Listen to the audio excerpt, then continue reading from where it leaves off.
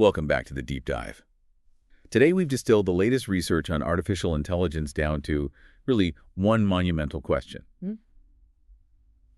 How do we build systems that don't just learn, but learn how to learn new things all on their own? Yeah, And we're not talking about, just optimizing a search algorithm. We're talking about creating artificial agents that can genuinely acquire novel cognitive skills. that is the ultimate goal, absolutely. And today we are diving into a powerful set of sources that detail an experiment aimed at making this happen. Okay. The core challenge they really tackled was designing an artificial brain, a neural network that generates its own learning rules and its own internal memory system. So our mission for you, the listener, is to understand the foundational mechanisms that allow an agent to move past that simple input-output training and achieve self-modification. Yeah, we're basically looking at how an AI can build its own internal teacher. Its own teacher, I like that. And to start, we have to be really precise about the boundary they crossed. We need to define what even is a cognitive task in this context. Right, because that's what the agent is learning to acquire. Exactly. I remember the definition being very specific. It's not just about stimulus response. No, it's not. Operationally, a cognitive task is one that requires the agent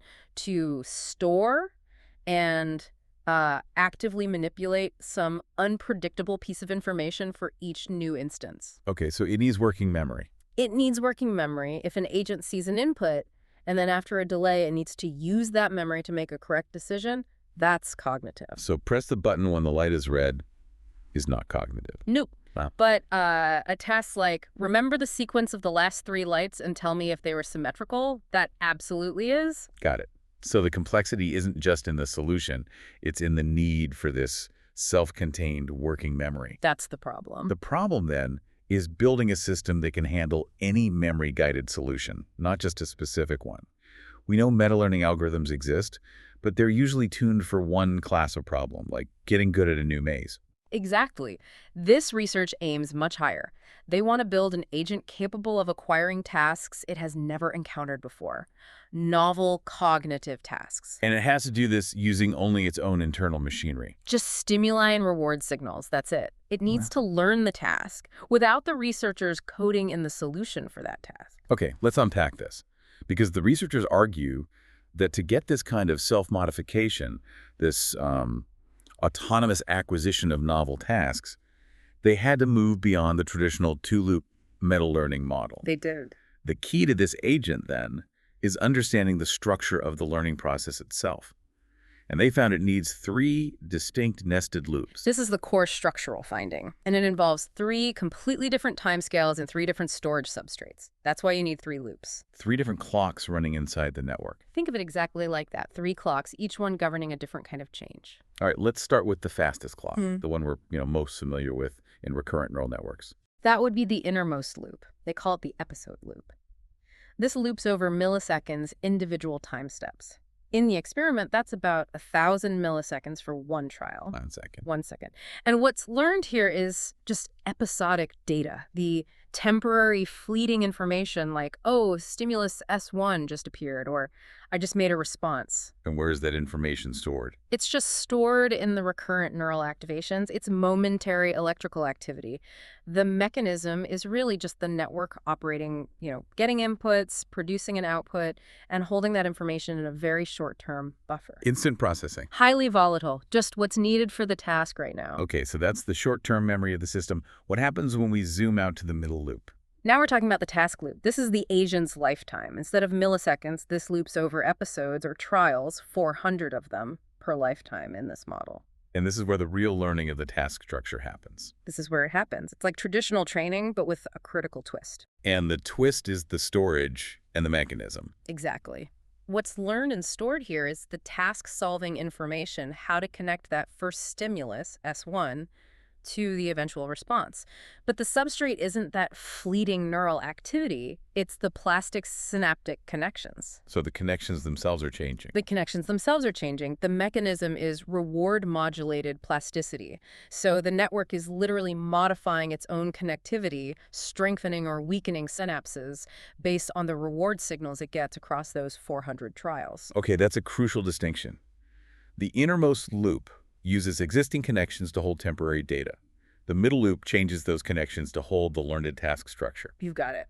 Now, for the outermost ring, the one that governs the entire system. That's the outermost loop, the evolutionary loop. This one loops over entire lifetimes. It ran for 1,000 generations in the experiment. 1,000 generations. And this loop, it's learning the ability to learn. Precisely. It learns and stores the agent's actual ability to learn tasks. The substrate here is what the researchers call the agent's genome, the innate structural parameters. Okay, what exactly does that genome consist of? It has two main components that are fixed for an agent's entire life.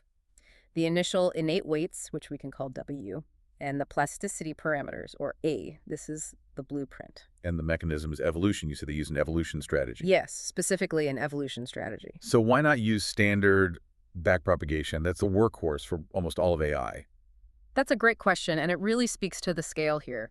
A single lifetime has 400 trials, and each trial has, say, 50 time steps. You're talking about trying to optimize a process that unfolds over 20,000 continuous time steps. Right. Backpropagating gradients over something that immense and dynamic is it's computationally unfeasible. So the evolution strategy is a workaround. It's more than that. It optimizes the blueprint, the W and the A. Think of it like a massive trial and error process across generations. The evolution strategy isn't fine-tuning every single synapse in one network. It's selecting the best initial structures and the best plasticity rules from one generation to the next. The ones that lead to the best learning performance during a lifetime. Exactly. Okay, so if I can try an analogy. The outermost loop is optimizing the factory floor, the innate structure, and the rules for self-modification. Yep. The middle loop is the factory actually building the product, learning one specific task. And the innermost loop is the current workflow on the assembly line, just the momentary processing. That analogy holds up perfectly. And the real magic, the ability to acquire totally new tasks, happens because that outermost loop has optimized the capability of that middle loop. Let's focus on that middle loop then, because that mechanism, the reward-based self-modification, feels like the core novelty. How does the network decide which connection to strengthen?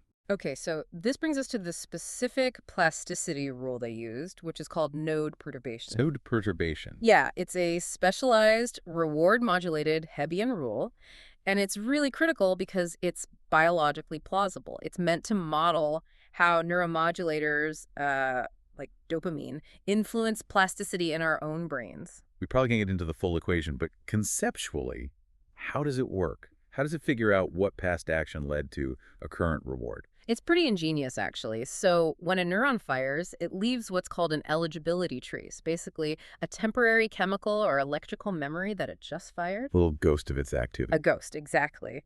The rule works by occasionally introducing tiny random perturbations, little random changes in neuron activity. Now, if later on the network gets a big positive reward, the rule looks back at that eligibility trace and asks, okay, which of those small random changes in activity happened around the same time as this good outcome? So it's like the network is constantly conducting tiny local experiments on itself, and the reward signal tells it which experiments were successful. Precisely. It lets the system estimate the gradient, how much a specific weight contributed to the final reward, without having to do that massive global computation across 20,000 steps. It's a local estimate, and that's what updates the plastic weights, the P, during the lifetime. Okay, so now we have the three components. W, the innate weights, P, the plasticity parameters, and P, the plastic weights. How do they come together? Right. The total weight of any connection is a combination of these three. So first, the innate weights, W. That's fixed throughout a lifetime. It's the network's default connectivity, the structure provided by evolution. Okay. Second, the plasticity parameters. I will fix throughout a lifetime. These determine how much a connection is even allowed to change. Some connections might be super plastic, so as high, while others might be basically fixed structures, so as near zero. And both of those, W and, are the genome that the evolutionary loop is optimizing. That's right, they're the blueprint. Which leads the actual learning within a lifetime. And that's the plastic weights, P. These are all initialized to zero at the start of a lifetime. They're the only weights that change dynamically, modified by that node perturbation rule based on the rewards it gets over 400 trials. So evolution finds the best W and A so that the network can successfully use P to learn the task. You've nailed it. Evolution is optimizing the mechanism and the starting point, and then that mechanism learns the task. Okay, so to test this properly, they needed a task that was really hard, something that would demand all three systems. And they chose the perfect one. The delayed match to sample task, or DMS. It was their primary withheld test task. Delayed match to sample. Yeah. The agent has shown two successive stimuli, S1 and S2, with a delay in between. And the question is simple. Are S1 and S2 identical, or are they different? Why is that so difficult for a simple network? Because it requires strongly nonlinear processing. To solve DMS, you can't just add the two signals together. You need to compute the relationship between them. Mathematically, it's equivalent to the negation of the exclusive OR operation. Right, it's relational. It forces the network not just to remember S1, but to combine that memory with S2 in a complex way. In a very complex relational way. And critically, they withheld DMS and its logical opposite from the evolutionary training set. This made sure the agent was truly acquiring a novel cognitive skill, not just, generalizing from something it already knew. And here's where it gets really interesting. Did this complex three-nested loop self-contained system, did it actually work on this really difficult task it had never seen before? The results were definitive, and they provided crucial evidence for why evolution was so necessary. Let's just look at the performance on the DMS task over the 400 trials of a single lifetime. Okay, so what happened at the beginning, before evolution had a chance to optimize the blueprint? At generation 0, when W was random and the plasticity coefficients were all uniform, the performance was terrible. How bad? Barely above the 50% chance level. And this is the critical baseline. It proves that just having recurrence, classicity, and reward available is not enough. The raw ingredients aren't sufficient. Not at all. The innate structure and the plasticity rules themselves have to be highly, highly optimized. But after 1,000 generations of evolution, After generation 1000, the result flips completely. The network successfully acquires the novel DMS task over the 400 trials. By the last 100 trials of its life, the evolved agent achieved near 100% accuracy. wow. The system had autonomously evolved an internal structure that was capable of acquiring a novel, highly cognitive task. That's the success story. But the researchers still needed to prove the necessity of their structure. Why couldn't they just have crammed this into a two-loop system, like you see in some other meta-learning models? And they ran that crucial control experiment. They disabled the middle loop. Turned off plasticity. Turned it off. They set P to 0 and on to uniform constants. So now you have a two-loop system, like a standard recurrent neural network trained with meta-learning. And did it handle the tasks, the training tasks, or the novel DMS task? It failed. Catastrophically. The model failed to acquire any of the tasks, even the ones it was supposed to be trained to learn. And this wasn't a subtle failure. Not at all. The performance was consistently poor, just stuck right around chance. So, trying to force these three distinct levels of learning episodic storage, task acquisition, and optimizing the learning ability onto only two systems, just evolution and recurrence, it just breaks the whole thing. It completely breaks the model's capacity for general learning. Precisely. This is the key comparative takeaway here. If the task requires working memory and task acquisition, you need three levels of change operating across three different time scales. You can't just shoehorn the plasticity requirement into the fixed structure or the immediate activations. You can't. And this finding isn't just about AI. It suggests a fundamental constraint on how any generalized intelligence has to organize itself across time. It also pushes back on the idea that just making a network bigger will solve the problem. Did they try that, doubling the size? They did, and the failure was consistent even when they doubled the network size. So it's not a parameter count issue. No, it confirms it's a structural and algorithmic necessity. The three-loop architecture itself is essential for this kind of cognitive competence. Okay, so if the system works, the next logical step is to look under the hood. How did the network actually manage to store and process that relational information? This is where the cross-temporal decoding analysis comes in. Right, and this analysis is fascinating because it visualizes the network's internal representation of information. We can literally see when and how robustly it encodes the critical piece of info, the target response. The answer, whether S1 and S2 were the same or different. Exactly. So what did the unevolved networks look like in this visualization? At generation 0, just noise. The unevolved networks did not reliably encode that relational information at any point during the trial, especially not during the delay period. The signal was a mess. But once the evolutionary loop had done its job, The evolved networks at generation 1000 showed a robust and a very clear encoding of the target response. Even though evolution had never explicitly seen DMS, the evolved ability to learn allowed the network to quickly represent that information clearly. so that shows the power of evolution. But what about the learning within a lifetime?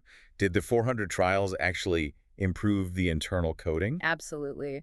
When they compared the representation in the very first trial of a lifetime versus the last trial of that same lifetime, the learning process resulted in a clear stabilization of the target response representation. You got cleaner. Much cleaner and easier to read, particularly right before the network needed to make its response. It shows the self-modification, the plastic weights, were improving the clarity and the usability of that stored information. That makes sense. Learning stabilizes things. But did the network just learn to reinforce the encoding of everything?